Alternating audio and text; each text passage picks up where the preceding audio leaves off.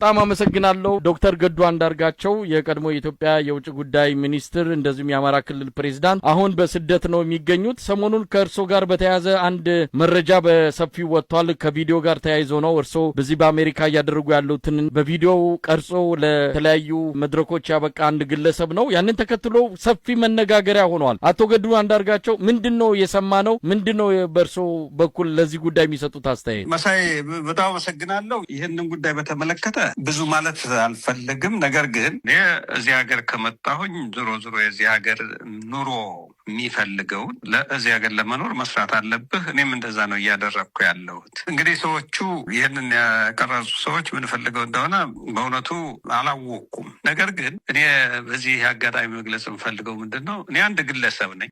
እንደ አንድ ግለሰብ በዚህ ሀገር በነፃነት ለጊዜው ያገኘሁትን ስራ እየሰራው ኑሮዬን እየገፋው ነው ያለሁት። እግዚአብሔር ይመስገን መኖርበት አኗኗሪያም የተሻለ ሁኔታ ላይ ነው ያለሁት። እየሰራው ነው የምኖረው ማለት ነው። ከዛ በተረፈ ግን እኔ የአማራ ወንድሞቼ እህቶቼም ይሁን በጠቅላላ የኢትዮጵያ ሕዝብ መጨነቅ ያለበት እዛ ሀገር ቤት ላለው ሕዝብ ነው። በከፍተኛ ስቃይ ውስጥ ነው ያለው የአማራ ሕዝብ በየቦታው እየተገደለ እየተፈናቀለ ባህሉን እምነቱን በአግባቡ ኤክሰርሳይዝ እንዳያደርግ ብዙ ነገሮች እየተደረጉ ነው ያሉት። ሰው መጨነቅ ያለበት አጀንዳ ማድረግ ያለበት ያንን ጉዳይ ቀርባለሁ። ዶክተር ገዱ አንዳርጋቸው የውጭ ጉዳይ ሚኒስትር ነበሩ፣ የአማራ ክልል ፕሬዝዳንት፣ የአብይ አህመድ የደህንነት አማካሪ። ከግል ጥቅም አንጻር ከብዙ ነገሮች አንጻር ስንመለከተው አሁን ካሉት የብልጽግና እታች ያሉት አመራሮች እታች ያሉት ካድሬዎች ከላይ ካሉት አንጻር አይደለም በግሎ ማድረግ የሚገባው ነገር እያለ ነገር ግን ያን ሳያደርጉ ቀርተዋል። ይሄንን ነገር በማድረጎ የሚሰማውት በግሎ ስሜት አለ። ይሄ አሁን የተባለውን ስራ በቪዲዮ ቀርጾ ያወጣው ግለሰብ አለ። ያንን በመስራቶ በነበሩበት የስልጣን እርከን ደረጃ አሁን ይሄንን ስራ ላይ በመገኘቶ የሚሰማው ስሜት አለ። ስደተኛ በመሆኔ የሚሰማኝ ነገር ሊኖር ይችላል። አገርን ያህል ነገር ትተህ ስደተኛ መሆን ዞሮ መጥፎ ነገር ነው። ከዛ በተረፈ ግን እኔ ያኔ የአማራ ክልል ፕሬዚዳንት ሆኜ በፌዴራል ደረጃ ሚኒስቴር ሆኜ ባገለገልኩበት ዘመን ያ ሮሌ የነበረው ለህዝብ ለሀገር ለጋራ ጉዳዮች መስራት ነው።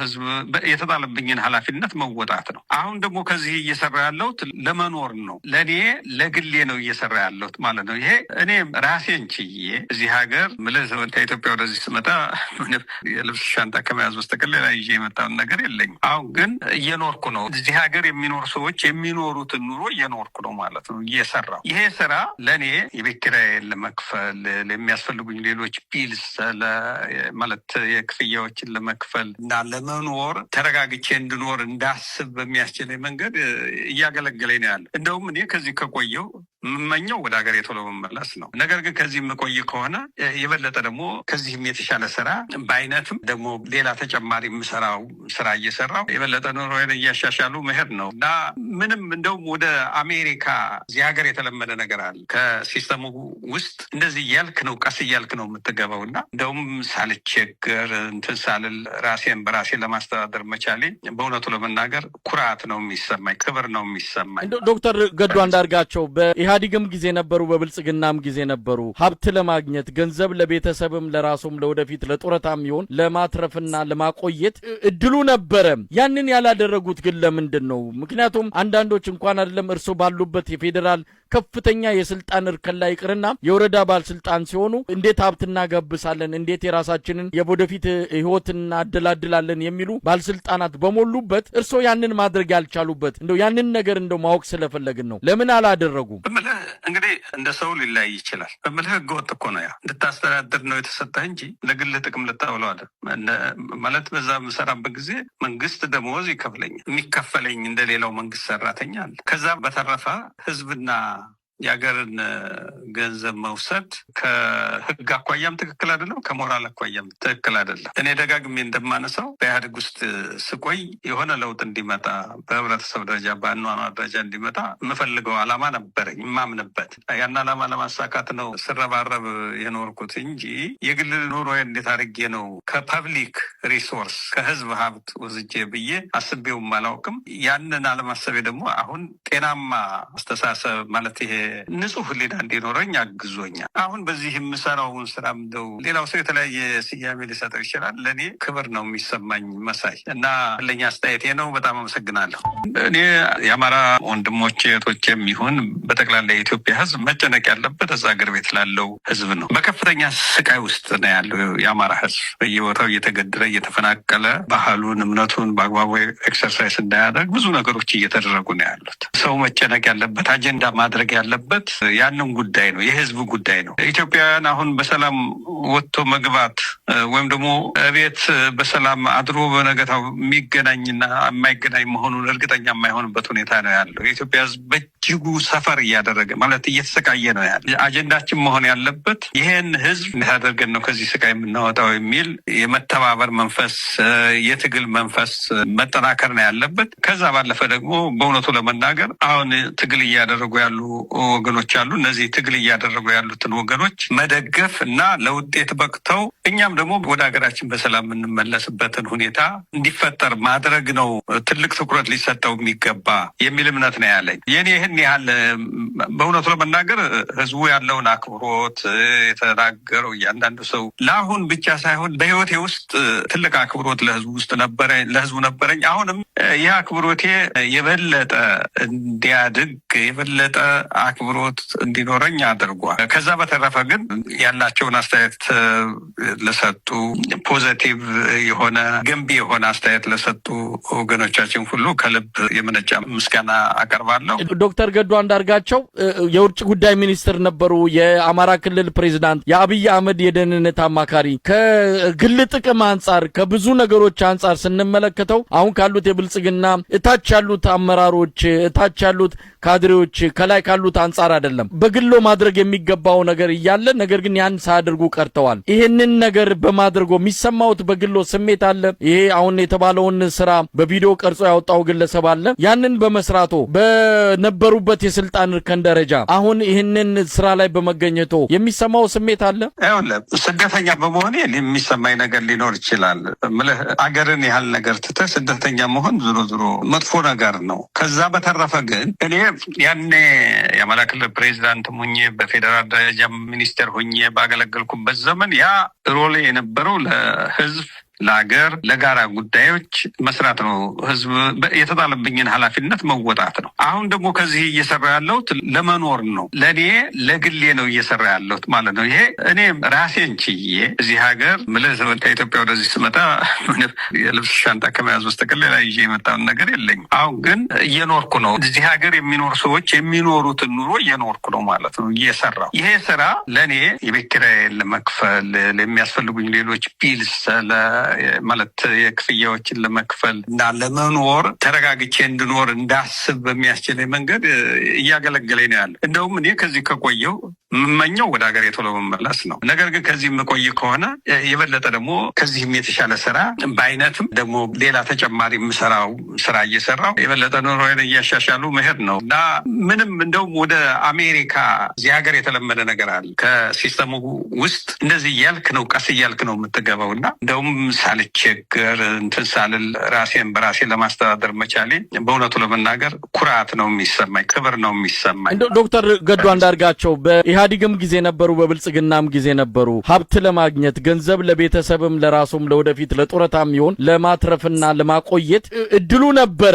ያንን ያላደረጉት ግን ለምንድን ነው? ምክንያቱም አንዳንዶች እንኳን አይደለም እርሶ ባሉበት የፌዴራል ከፍተኛ የስልጣን እርከን ላይ ይቅርና የወረዳ ባለስልጣን ሲሆኑ እንዴት ሀብት እናገብሳለን፣ እንዴት የራሳችንን የወደፊት ህይወት እናደላድላለን የሚሉ ባለስልጣናት በሞሉበት እርሶ ያንን ማድረግ ያልቻሉበት እንደው ያንን ነገር እንደው ማወቅ ስለፈለግን ነው። ለምን አላደረጉም? እንግዲህ እንደ ሰው ሊለያይ ይችላል። ህገወጥ እኮ ነው። ያ እንድታስተዳድር ነው የተሰጠህ እንጂ ለግልህ ጥቅም ልታውለው አለ ማለት። በዛ የምሰራበት ጊዜ መንግስት ደሞዝ ይከፍለኛል። የሚከፈለኝ እንደሌላው መንግስት ሰራተኛ አለ። ከዛ በተረፈ ህዝብና የሀገርን ገንዘብ መውሰድ ከህግ አኳያም ትክክል አይደለም፣ ከሞራል አኳያም ትክክል አይደለም። እኔ ደጋግሜ እንደማነሳው በኢህአዴግ ውስጥ ስቆይ የሆነ ለውጥ እንዲመጣ በህብረተሰብ ደረጃ በአኗኗር ደረጃ እንዲመጣ የምፈልገው ዓላማ ነበረኝ፣ የማምንበት ያን ዓላማ ለማሳካት ነው ስረባረብ የኖርኩት እንጂ የግል ኑሮ እንዴት አድርጌ ነው ከፐብሊክ ሪሶርስ ከህዝብ ሀብት ወስጄ ብዬ አስቤውም አላውቅም።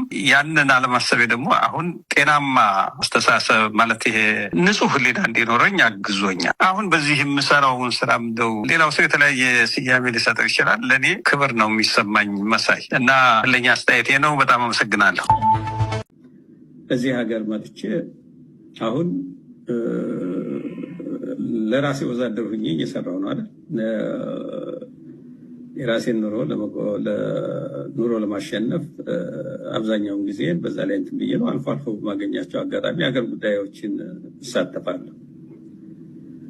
አሁን ይሄንን እንትን እየተውኩት መጥቻለሁ። ወደ ሚዲያ መቅረብ ወደ ቤተሰብ በቃ የሚል ተጽዕኖ አለ። እንደዛ አይነት እንትኖች ያው የግድ ሲሆንብኝ ነው የምቀርበው እና ይሄ ሰው በሰው አምሳል የተፈጠረ አውሬ ነው። የሰው ልቄት፣ የንብረት ውድመት፣ ይሄ አገር መጎዳት፣ መፍረስ፣ ያንዳንዱ አካባቢ ጭንቀት ውስጥ በገጠር በከተማ ያለን ይሄ ሁሉ አያሳስብም እና ከዚህ አኳያ እኔን ምስክርነት ሲጠራኝ ደግሞ የበለጠ እንዲሁ ዝም ብሎ ለዛ መድረክ እውነቱን ሊሆን ይችላል ተብሎ እንደው ሊያዝለት የተወሰነ ስሜት ሊፈጥር አስቦ ካልሆነ በስተቀር እኔ ይሄንን እሱ የሚለው ወደ ጦርነት እያመራ እየተንደረደረ ያለበትን ሁኔታ ልደግፍ የምችልበት ሁኔታ የለኝም።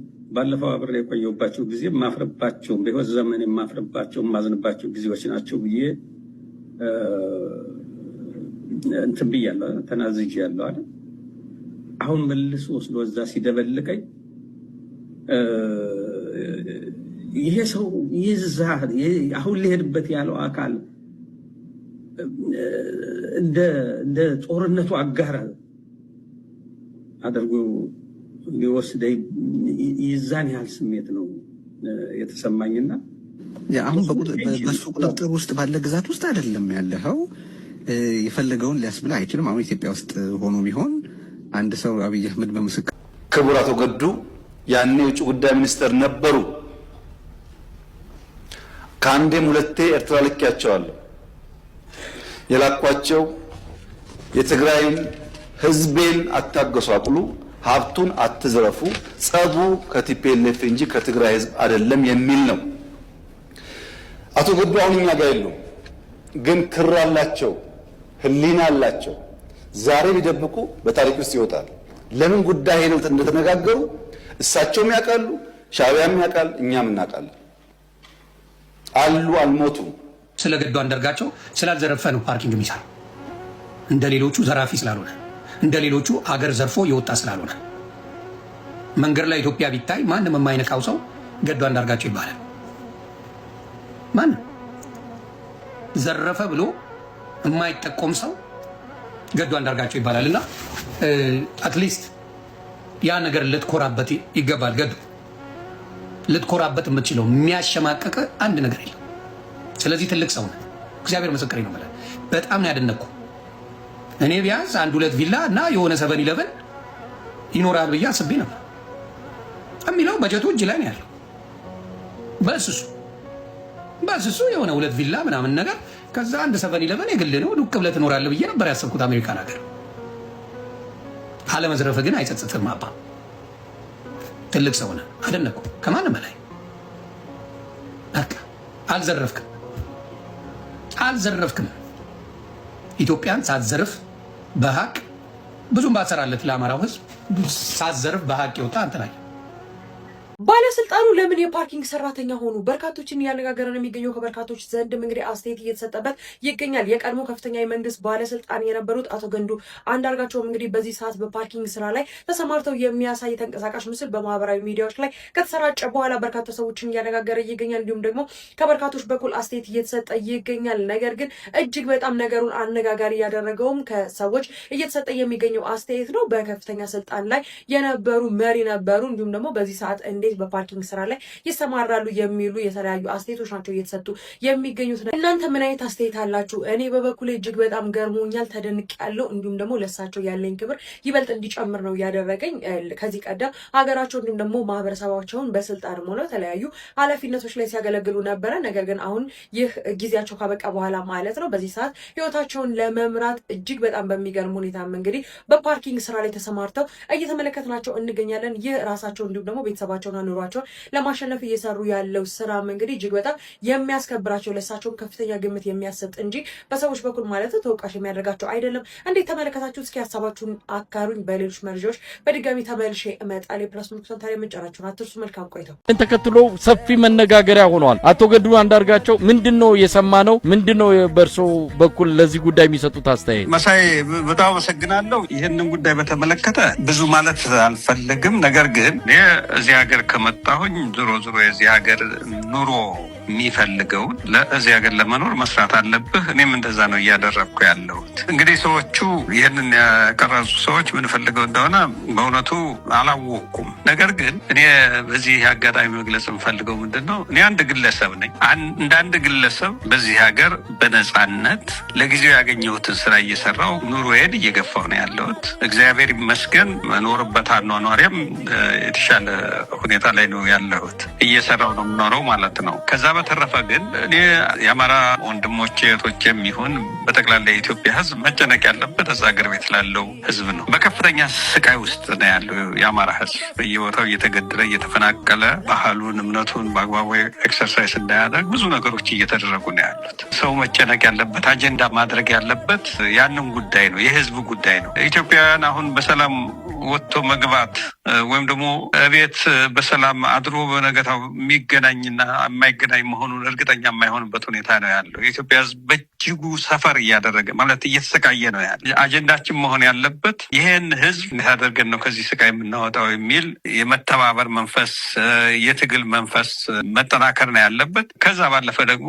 በእውነቱ ለመናገር አሁን ትግል እያደረጉ ያሉ ወገኖች አሉ። እነዚህ ትግል እያደረጉ ያሉትን ወገኖች መደገፍ እና ለውጤት በቅተው እኛም ደግሞ ወደ ሀገራችን በሰላም የምንመለስበትን ሁኔታ እንዲፈጠር ማድረግ ነው ትልቅ ትኩረት ሊሰጠው የሚገባ የሚል እምነት ነው ያለኝ። የኔ ይህን ያህል በእውነቱ ለመናገር ህዝቡ ያለውን አክብሮት የተናገረው እያንዳንዱ ሰው ለአሁን ብቻ ሳይሆን በህይወቴ ውስጥ ትልቅ አክብሮት ለህዝቡ ነበረኝ። አሁንም ይህ አክብሮቴ የበለጠ እንዲያድግ የበለጠ አክብሮት እንዲኖረኝ አድርጓል። ከዛ በተረፈ ግን ያላቸውን አስተያየት ለሰጡ ፖዘቲቭ የሆነ ገንቢ የሆነ አስተያየት ለሰጡ ወገኖቻችን ሁሉ ከልብ የመነጫ ምስጋና አቀርባለሁ። ዶክተር ገዱ አንዳርጋቸው የውጭ ጉዳይ ሚኒስትር ነበሩ፣ የአማራ ክልል ፕሬዝዳንት፣ የአብይ አህመድ የደህንነት አማካሪ። ከግል ጥቅም አንጻር ከብዙ ነገሮች አንጻር ስንመለከተው አሁን ካሉት የብልጽግና እታች ያሉት አመራሮች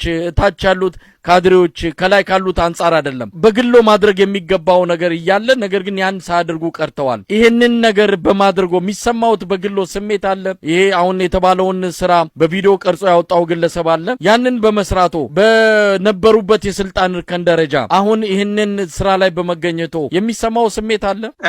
ስደተኛ በመሆኔ የሚሰማኝ ነገር ሊኖር ይችላል። አገርን ያህል ነገር ትተህ ስደተኛ መሆን ዞሮ መጥፎ ነገር ነው። ከዛ በተረፈ ግን እኔ ያኔ የአማራ ክልል ፕሬዚዳንት ሆኜ በፌዴራል ደረጃ ሚኒስቴር ሆኜ ባገለገልኩበት ዘመን ያ ሮሌ የነበረው ለህዝብ፣ ለሀገር፣ ለጋራ ጉዳዮች መስራት ነው።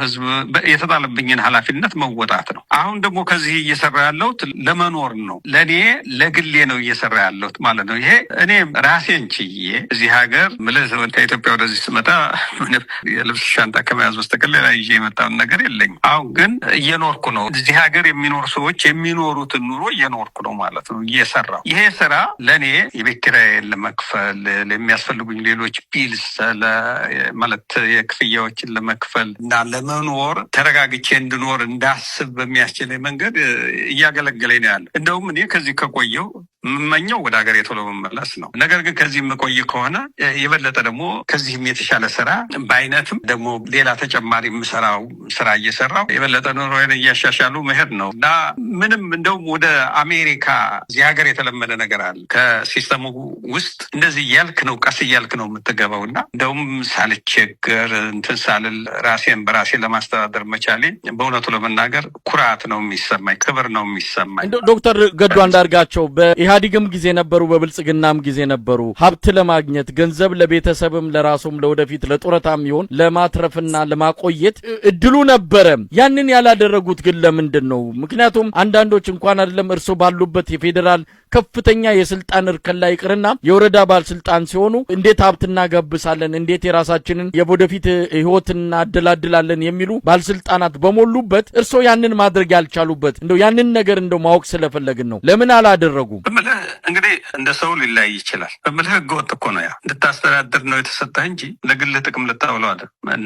ማለት በዛ የምሰራበት ጊዜ መንግስት ደሞዝ ይከፍለኛል። የሚከፈለኝ እንደሌላው መንግስት ሰራተኛ አለ። ከዛ በተረፈ ህዝብና የሀገርን ገንዘብ መውሰድ ከህግ አኳያም ትክክል አይደለም፣ ከሞራል አኳያም ትክክል አይደለም። እኔ ደጋግሜ እንደማነሳው በኢህአዴግ ውስጥ ስቆይ የሆነ ለውጥ እንዲመጣ በህብረተሰብ ደረጃ በአኗኗር ደረጃ እንዲመጣ የምፈልገው ዓላማ ነበረኝ፣ የማምንበት ያን ዓላማ ለማሳካት ነው ስረባረብ የኖርኩት እንጂ የግል ኑሮ እንዴት አድርጌ ነው ከፐብሊክ ሪሶርስ ከህዝብ ሀብት ወስጄ ብዬ አስቤውም አላውቅም። ያንን አለማሰቤ ደግሞ አሁን ጤናማ አስተሳሰብ ማለት ይሄ ንጹህ ህሊና እንዲኖረኝ አግዞኛል። አሁን በዚህ የምሰራውን ስራ እንደው ሌላው